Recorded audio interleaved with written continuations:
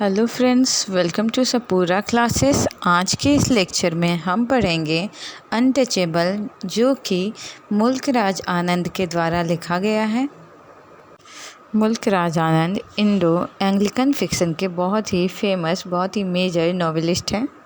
यदि हम इनके कुछ इम्पॉर्टेंट वर्क की बात करें तो untouchable, coolie, village, two leaves and a bud, the old women and the cow, the big heart, etcetera है। तो इस नोवेल को समझने से पहले मैं आपको इस नोवेल के बारे में कुछ की पॉइंट बतला देती हूँ। जैसे कि ये जो नोवेल है वो एक ऐसा नोवेल है जिसमें unity of time, place and action को माना गया है। मतलब कि ये यूनिटी ऑफ टाइम, प्लेस और एक्शन को फॉलो करता है। ये पूरा जो स्टोरी है ये एक दिन का स्टोरी है। स्टोरी का शुरुआत होता है मॉर्निंग के साथ और एंड होता है सनसेट के साथ। ये हम प्लेस की बात करें तो ये बुलंदशाह है, और यदि एक्शन की बात करें तो ये action of evil of untouchability. ये मुल्क राज आनंद का पहला नोवेल है। इस नोवेल के द्वारा, बाका के एक दिन के द्वारा, जो नोवेलिस्ट है वो ये दिखला रहे हैं कि सारे अनटचेबल का सारा दिन कैसा होता है। इस नोवेल में जो मुल्क राज आनंद है उन्होंने एविल ऑफ अनटचेबिलिटी को केवल दिखलाया ही नहीं है बल्कि कुछ सजेशन भी दिए हैं इस एविल को इरेडिकेट करने के लिए, अनटचेबिलिटी को ख़त्म करने के लिए। तो चलिए अब हम इस नोवेल को पढ़ना शुरू करते हैं। तो जो पहला इम्पॉर्टेंट कैरेक्टर है, जो प्रोटैगोनिस्ट है, वो है बाका, जो कि एक स्वीपर बॉय है। इनके फादर का नाम है लाखा और इसके भाई का नाम है राखा और बहन का नाम है सोहिनी। यदि हम अदर कैरेक्टर की बात करें तो गुलाबो, जो कि एक वॉशर वुमेन है, रामसरन और छोटा, जो कि बाका का दोस्त है, चरत सिंह, जो कि हवलदार हैं आर्मी रेजिमेंट में, पंडित कालीनाथ, जो कि एक बहुत ही विकेड कैरेक्टर है। इसके अलावा कॉलोनल हचिनसन, इकबाल नाथ सैसार और महात्मा गांधी, ये तीनों कैरेक्टर भी इम्पॉर्टेंट हैं। इन्होंने बाका के प्रॉब्लम का सॉल्यूशन दिया है अपने अपने तरीके से। तो चलिए अब हम नोवेल को डिटेल में समझते हैं। नोवेल के स्टार्टिंग में उस जगह का, उस आउटकास्ट कॉलोनी का डिस्क्रिप्शन है कि वो किस तरह का कॉलोनी है, कि कितना ज़्यादा वो अनहाइजीनिक प्लेस है रहने के लिए, मतलब वो कितना गंदा है। और जो शहर है, जो मेन स्ट्रीम है उससे कटा हुआ है, उससे अलग है। जो घर है वो मिट्टी का बना हुआ है। और उस जगह में, उस प्लेस में, उस कॉलोनी के आसपास में बहुत गंदगी है। और इस कॉलोनी में कौन कौन से लोग रहते हैं, तो वर्कर रहते हैं, वॉशर मैन रहते हैं, स्वीपर रहते हैं, बार्बर रहते हैं। मतलब कि मोस्टली यहाँ पर वैसे पुअर, गरीब लोग रहते हैं। और ये बहुत ही डर्टी, बहुत ही अनहाइजीनिक, बहुत ही गंदगी से रहते हैं यहाँ। नोवेल के बिगनिंग में ही हमें पता चल जाता है कि जो बाका है वो लैट्रिन क्लीन करता है, और ये पिछले कुछ वर्षों से इंग्लिश रेजिमेंट में काम कर रहा है। मतलब कि वहाँ पर जाकर के ये लैट्रिन क्लीन करता है। जो बैरक है ब्रिटिश रेजिमेंट का, वहाँ जाता है और ये लैट्रिन क्लीन करता है पिछले कुछ वर्षों से। वैसे एक स्वीपर है ये, और इसका यही काम है। सुबह का समय है और बाका सोया हुआ रहता है, और उसके जो फादर हैं, जो लाखा हैं, वो आते हैं और बाका को बहुत ही स्कॉल्डिंग, बहुत ही डांटते हुए बोलते हैं कि बाका उठो और जाकर लैट्रिन क्लीन करो। उसके फादर बोलते हैं गेट अप ओ यू बाकिया, O son of a pig.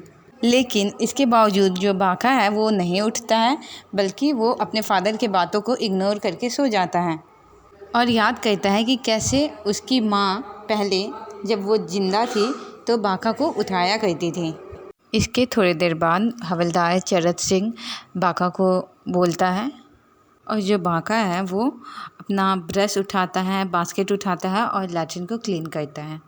जो हवलदार चरत सिंह है वो सोचता है कि वो 1000 ईयर बैक जो रेशियल और कास्ट सुपीरियरिटी वाला बात था उसे वो नहीं मानता है और वो सोचता है कि जो बाका है उसे हॉकी स्टिक गिफ्ट करे।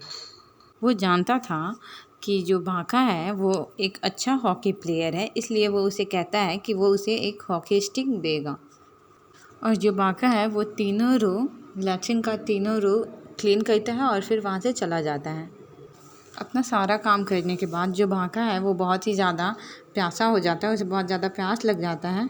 ये वहाँ देखता है कि इसका जो फादर है लाखा वो अभी भी सो रहा है और जो इसका भाई है राखा वो घर के बाहर मतलब घर से बाहर है और इसकी जो बहन है वो खाना बनाने के लिए आग जलाने का कोशिश कर रही है। तो जो बाका है वो अपनी बहन का मदद करता है और इसकी जो बहन सोहिनी है वो देखती है कि इसके ब्रदर को मतलब उसके भाई को प्यास लगा है, तो वो उसके लिए पानी लाने चली जाती है।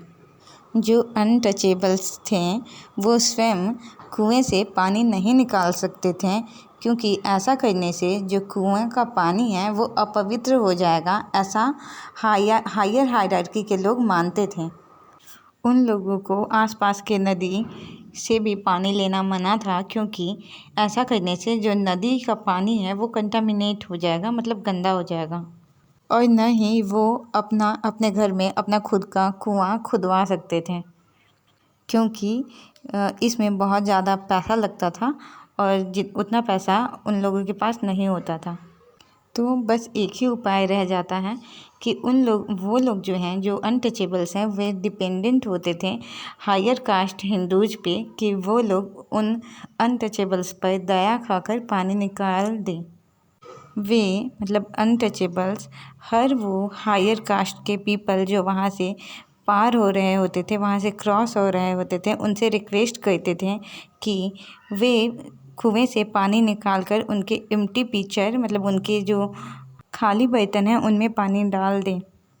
जब सोहिनी अपने ब्रदर बाका के लिए पानी लाने कुएं पर पहुंचती है तो वो देखती है कि 10 और आउटकास्ट वहाँ पर वेट कर रहे हैं पानी के लिए, लेकिन वहाँ पर कोई नहीं था जो उन्हें पानी दे दे। वहाँ कुएं पर गुलाबो भी थी जो कि रामचरण की माँ है।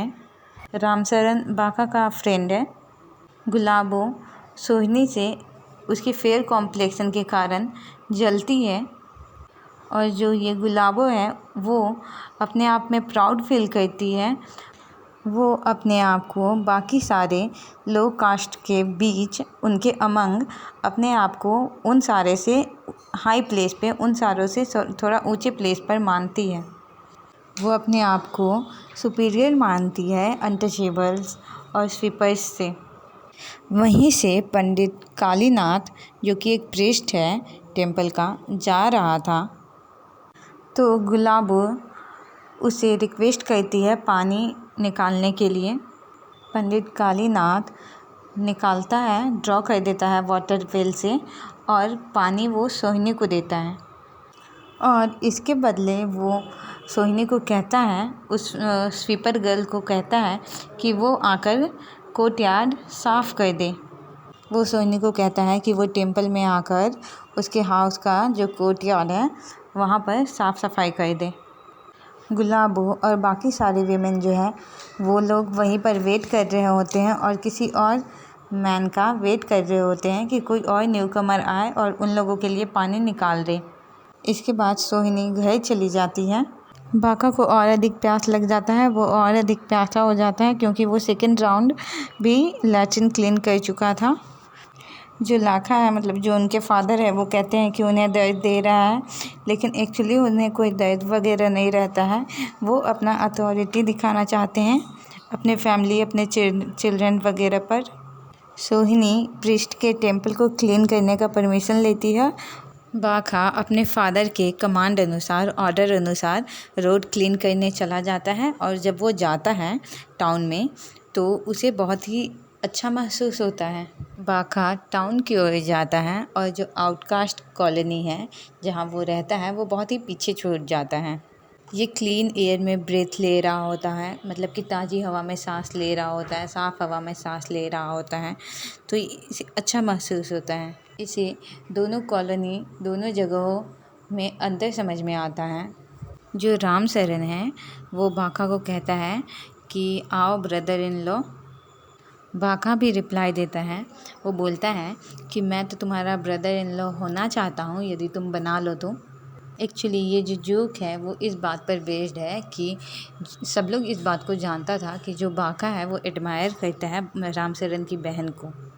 और जो बाका का दोस्त है जो रामचरण है वो बोलता है कि बहन जो है उसका शादी हो रहा है उस दिन, और वो बहुत लेट है मतलब कि बहुत लेट हो गया उसके ब्रदर इन लॉ बनने में।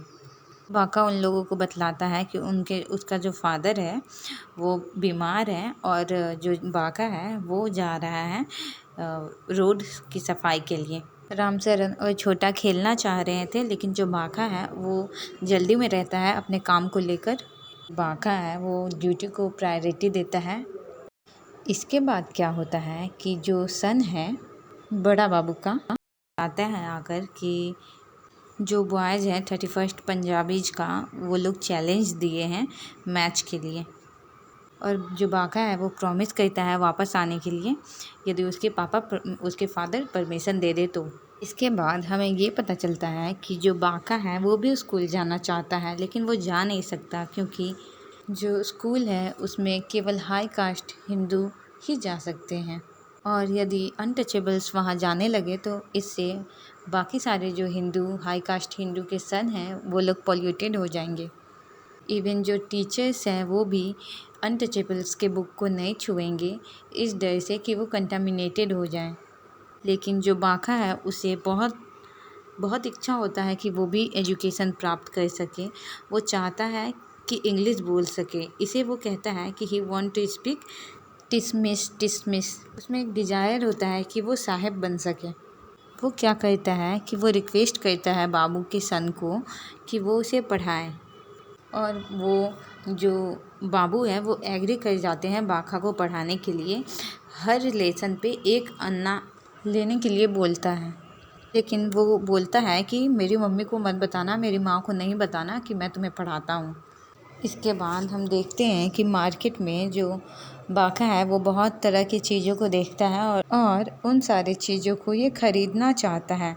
ये उन सारी चीज़ों से फैसिनेटेड फील करता है, जैसे कि मल्टी कलर्ड स्पेक्टिकल मतलब रंग बिरंगी चश्मा, ये रसगुल्ला, गुलाब जामुन, लड्डू, इन सारी चीज़ों को देख करके इसे बहुत लालच आता है। लेकिन इसे मालूम होता है कि ये सारा चीज़ बहुत महंगा है और वो उन सारी चीज़ों को ख़रीदने के बारे में भी नहीं सोचता है। इसके बाद इसका नज़र जलेबी पर पड़ता है। उसे ख़रीदने के लिए ये 4 अन्ना कॉइन शू बोर्ड पर रखता है, जिसे कि शॉपकीपर धो करके वापस ले लेता है। बाका का पूरा ध्यान उसके जलेबी पर रहता है। वो उसे ख़रीद कर बहुत ही सेटिस्फाइड रहता है। इसी बीच वो अनकॉन्शियसली एक हाई कास्ट हिंदू को टच कर देता है, और वो जो हिंदू है वो बहुत ही ज़ोर ज़ोर से उस पर चिल्लाने लगता है, उसे डांटने लगता है, और बाका का जो ये ज्वार है वो ख़त्म हो जाता है। वो डर जाता है। बाका हाथ जोड़कर सर झुकाकर माफ़ी मांगना चाहता है, लेकिन वो काफ़ी कंफ्यूज हो जाता है और कुछ नहीं कह पाता है। उसे बहुत ज़्यादा एब्यूसिव वर्ड बोला जाता है, तो बहुत ज़्यादा भीड़ जमा हो जाता है। उसे लोग गाली देने लगते हैं, लोग उसका इंसल्ट करते हैं। कोई उसे सन ऑफ अ डॉग कहता है तो कोई कुछ और कहता है। लेकिन वो हाई कास्ट हिंदू अभी भी सेटिस्फाइड नहीं था। वो बाका को थाप मारता है, स्लैप करता है, और उसका जो जलेबी है वो गिर जाता है। बाका को बहुत ही इंसल्टेड फील होता है। उसके मन में बहुत सारे क्वेश्चन उठते हैं। वो सोचता है कि हमेशा उन्हें ही क्यों एब्यूज किया जाता है, उन्हें ही क्यों डांटा जाता है। इसके बाद वो आवाज़ लगाते हुए लोगों को आगाह करते हुए कि स्वीपर आ रहा है, आप लोग हट जाइए, जाता है। वो बोलता है पॉज पॉज स्वीपर कमिंग। इसके बाद बाका टेंपल चला जाता है। टेंपल में उसे काम करना होता है। टेंपल जाने के बाद इसे इच्छा होता है, इसका मन करता है कि ये भी गॉड और गॉडेस के इमेज को देखें। चूँकि ये अनटचेबल है, अनटचेबल लोग को टेंपल में जाना अलाउड नहीं था, तो ये कैसे जाता और कैसे देखता। लेकिन जो बाका है वो अपने अंदर करेज, अपने अंदर हिम्मत जुटाता है और वो टेंपल की सीढ़ियों पे चढ़ता है। डरकर उतर जाता है और फिर चढ़ता है।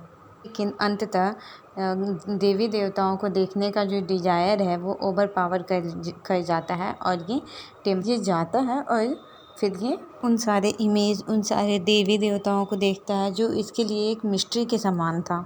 और थोड़ी देर बाद ही हमें पता चलता है कि ये जो कालीनाथ है, पंडित कालीनाथ, वो पॉल्यूटेड साउट करता है, चिल्लाता है, बोलता है कि जो सोहिनी है, जो कि बाका की बहन है, वो उसे पॉल्यूट कर दी।